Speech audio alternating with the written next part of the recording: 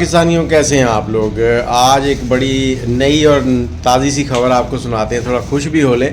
एक परदेसी भाई प्रदेश से 5 साल बाद पाकिस्तान आया, रहीम यार खान का रहने वाला था। अभी चंद दिन ही हुए थे पाकिस्तान वापस आए को, और बेगम ने कहा कि मुझे शॉपिंग करवाने के लिए ले चलो।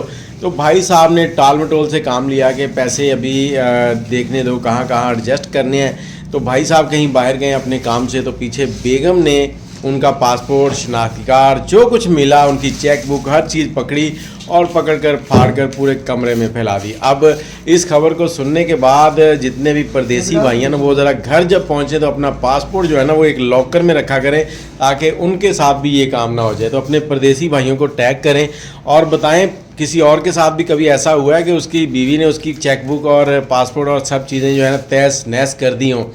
वीडियो को शेयर कर दिया करें और टैग कमेंट में अपनी राय ज़रूर लिखें कि इस बीवी ने सही किया या गलत किया।